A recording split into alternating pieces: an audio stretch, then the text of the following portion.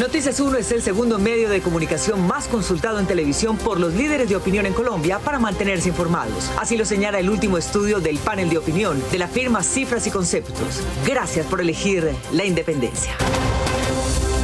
Por la prensa libre y el derecho que todos ustedes tienen a la verdad, yo soy la Red Independiente. Presenta Noticias 1 con Mónica Rodríguez y Mauricio Posada. Buenas noches y bienvenidos a la mejor información del fin de semana.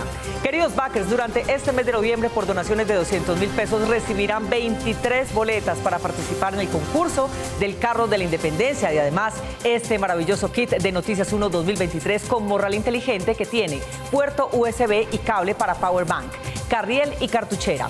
Pueden escogerlos en 3 colores, negro, gris y azul. Recuerden, aportes de 200.000 pesos, 23 boletas y el combo del morral, carriel y cartuchera. Muchas gracias. Quienes conocen los intríngulis de los procesos de paz que ha intentado Colombia desde hace 4 décadas, consideran que Gustavo Petro ha hecho el movimiento más audaz hasta el momento. Miguel Ángel Peñaranda. Mónica, para todos los cercanos a los procesos de diálogo por la paz en Colombia e incluso para los más próximos al presidente Petro, fue una sorpresa. Y como usted lo dice, constituyó una audacia la selección de José Félix Laforí como uno de los negociadores. Con el anuncio de reiniciación de diálogos gobierno-ELN se empezaron a conocer los nombres de los negociadores de un lado y otro. Entre ellos, del lado del gobierno, sorpresivamente Petro incluyó al opositor de derecha José Félix Laforí, actual miembro directivo del Centro Democrático. Su presencia será valiosa en los diálogos que se han iniciado con el ELN y que ojalá sean la concreción inicial de lo que llamamos la paz total. Los senadores Iván Cepeda y María José Pizarro, de la delegación del gobierno, dijeron que el nombramiento del presidente de Fedegan es un anticipo de la paz. Y creo que su voz será importante en este proceso, como la voz también de muchos sectores que van a estar representados en un proceso de diálogos. Que participe de entrada, pues a mí me parece muy positivo para los diálogos, me parece positivo para el país.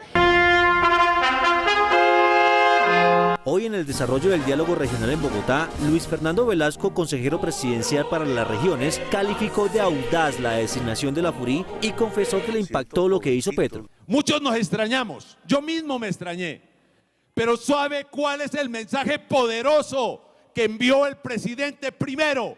Que no tenemos nada que esconder en la paz total. El analista político y abogado Ramiro Bejarano dijo que más allá del mensaje positivo del gobierno a todas las fuerzas políticas ya de materializar el camino de la paz. Los helenos tienen que entender que esta es la última oportunidad que tienen de hacer la paz y de incorporarse a la vida civil.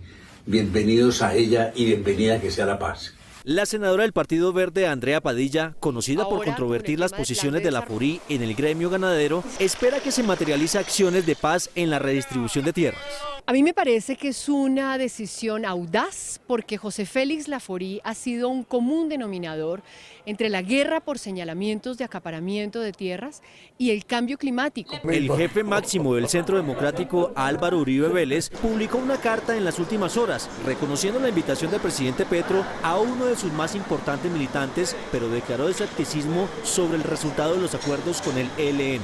La participación del doctor Laforí por invitación del presidente Petro puede contribuir a aproximar un aceptable nivel de acuerdo nacional sobre el tema que requiere reflexión y hechos de paz del ELN. La esposa de Laforí y uno de los alfiles más importantes del uribismo, la senadora María Fernanda Cabal, manifestó públicamente su incomodidad por la aceptación de su esposo a la invitación de Petro. La decisión que tomó José Félix es audaz y yo reitero que creo que él debe considerar ser un observador, no tener un involucramiento superior en las negociaciones. Aunque los nombres de todos los negociadores no han sido revelados, el encuentro de los dos grupos pasado mañana se hará en Caracas.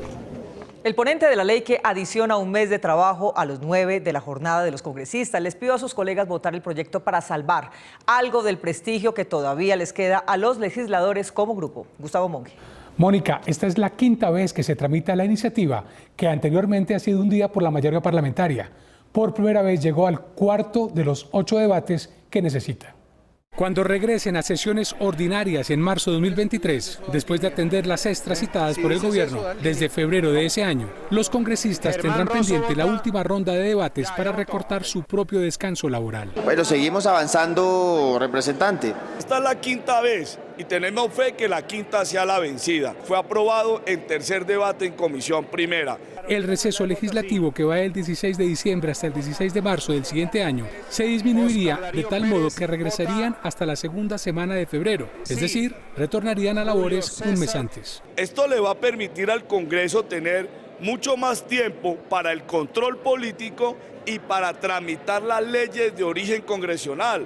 Representantes de diferentes bancadas apoyan esta iniciativa. Entiendo que se tenga que reducir, me parece que es una propuesta razonable por parte de los autores del proyecto. Ayuda a que la eficiencia de esta institución crezca y eso le sirve a la democracia y al pueblo. Los representantes de las regiones creen también que el tiempo de trabajo en los territorios durante el receso es valioso para atender las necesidades de la población que los eligió. No se trataba de un periodo de vacaciones, nosotros como congresistas tenemos una función de carácter político que es atender los requerimientos del territorio. En las 4 ocasiones anteriores que se radicó el proyecto, resultó archivado. Si hay una entidad desprestigiada en Colombia es precisamente la institución del Congreso.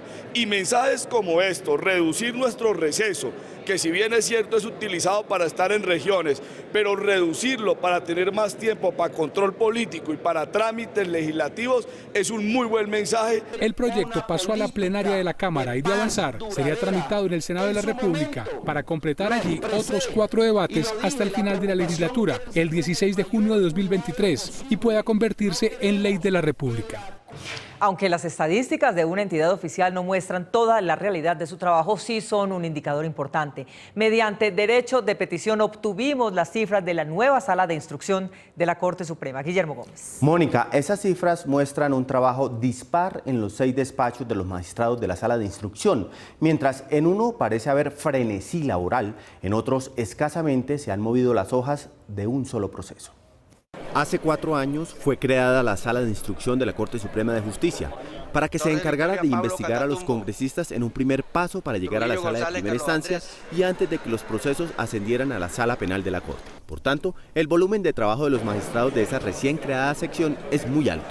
Desde su inicio, se han abierto 448 investigaciones preliminares. De ese número, 375 no resultaron en avance de los procesos porque los magistrados se abstuvieron de continuar su trámite por falta de mérito, pero también debido a que se les vencieron los términos, el mal de la justicia colombiana. Del total de las 448 investigaciones preliminares, solo 39 llegaron a etapa de acusación. Los magistrados que menos reportan resultados en términos de acusaciones son Francisco Javier Farfán y Cristina Lombana. Esta última, la que mayor suma mensual recibe entre todos sus colegas, puesto que además de su salario como togada, equivalente a 34 millones de pesos, recibe una pensión de 6 millones por invalidez total de su capacidad laboral. Una contradicción en la lógica, pero no en la justicia. Una vía de hecho. Los despachos de Lombana y de Farfán solo han acusado a un congresista en 4 años cada uno, según las estadísticas oficiales que fueron entregadas a Noticias 1 después de que hiciéramos la consulta mediante un derecho de petición.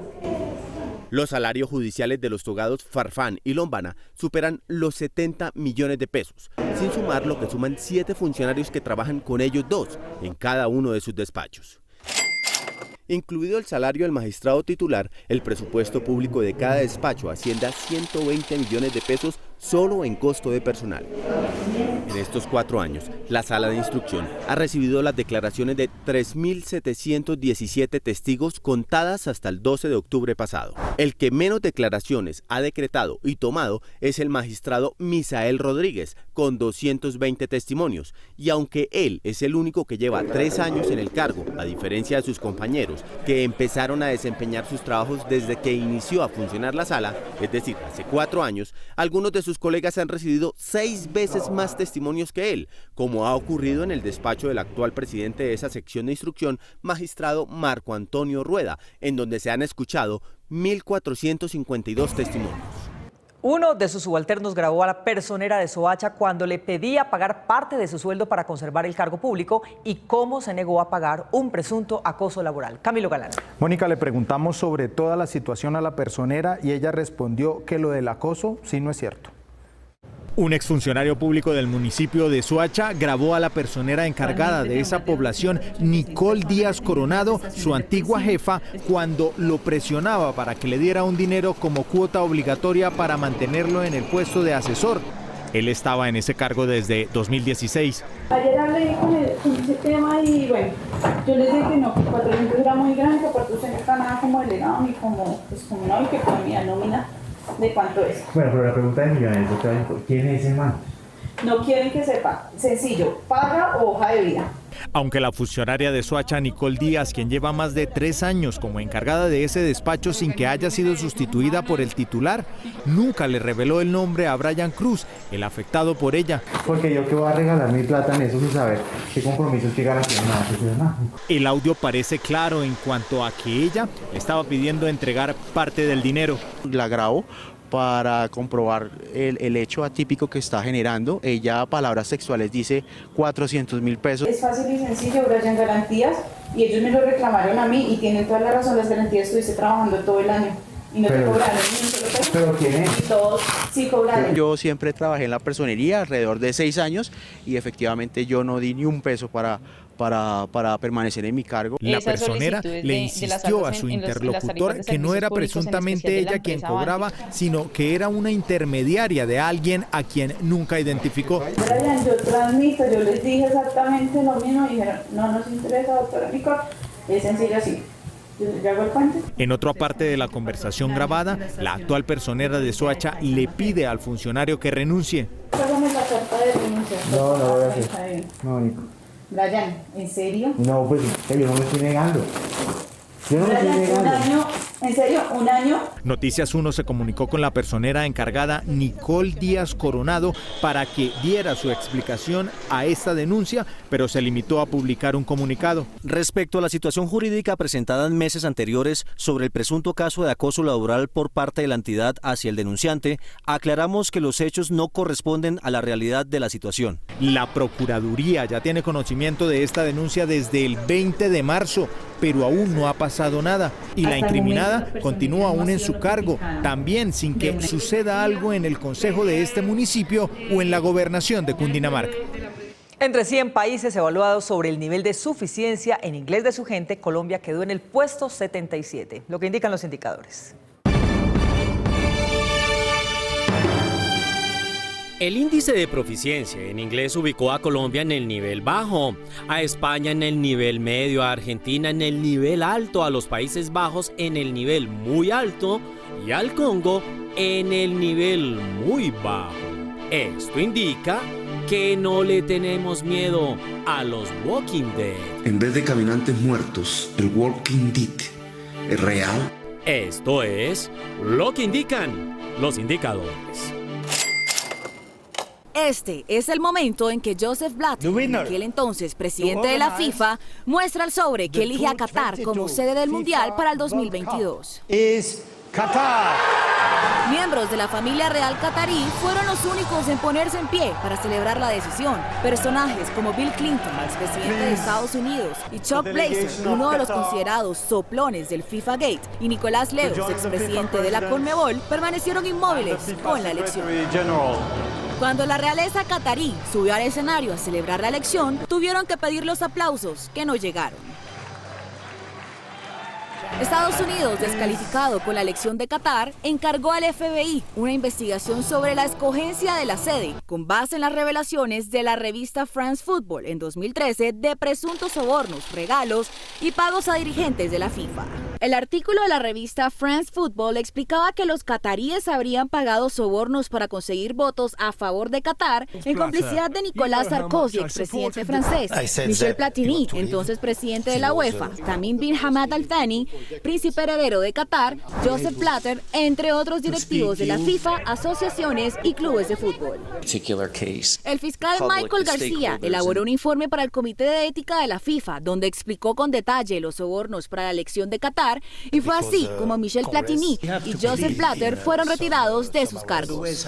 Luego de algunos años y después de ser absuelto de fraude por un tribunal suizo en junio, Blatter, expresidente de la FIFA, dijo que fue un error darle a Qatar la sede del Mundial de este año.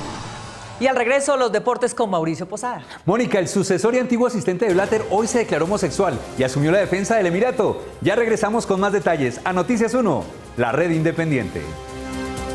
El ganador del premio de noticia en video es Víctor Ballestas, de Noticias 1.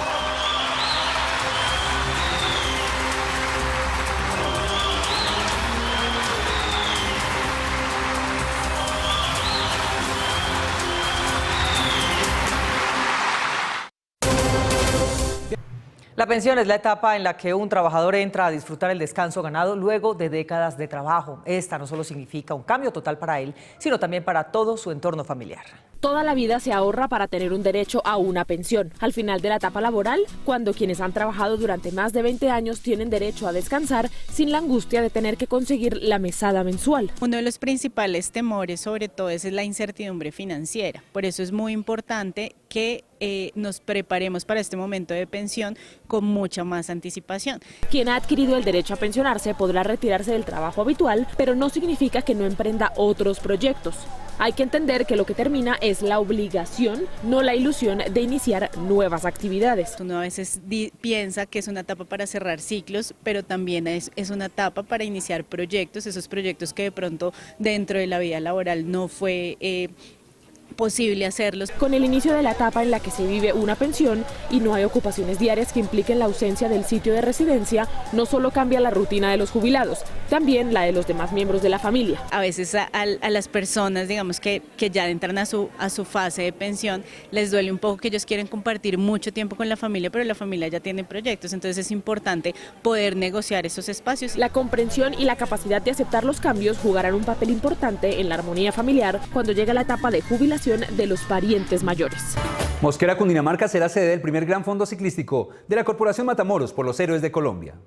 El ciclismo colombiano tiene una nueva meta. Es gratificante que cuando usted ya puede ver el podium de frente, ve compañeros que empezaron con usted y ya están ocupando ese podio. Viendo los grandísimos y buenísimos resultados que han tenido, pues nos dimos cuenta que es totalmente coherente que tengamos ese apoyo, que lo sigamos apoyando y además tengamos nuestro propio gran fondo de ciclismo. De esta forma, la organización Matamoros suma su segunda disciplina deportiva, honrando a los héroes. Es mucho más emocionante presencial, es mucho más emocionante estar en la calle, estar en la carretera, ver a la gente, la emoción de los deportistas, la llegada. Se esperan más de 1.500 inscritos y Mondoñedo será un obstáculo. Son alrededor de 105 kilómetros, un medio fondo que es alrededor de 55, 60 kilómetros, o la categoría Piccolo, que es la categoría donde casi cualquier persona puede participar, de 28 kilómetros.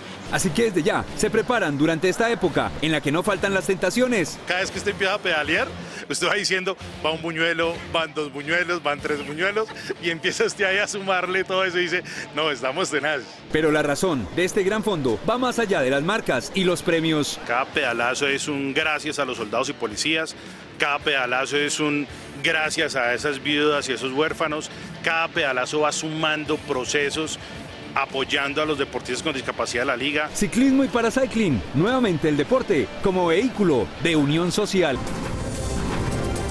El ganador del premio de noticia en video es Víctor Ballestas, de Noticias 1.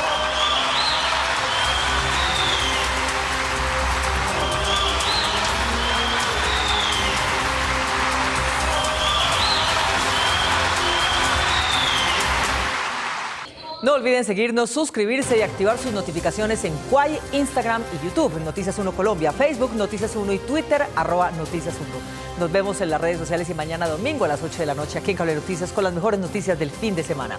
A ustedes, como siempre, gracias por elegir la independencia. Feliz noche.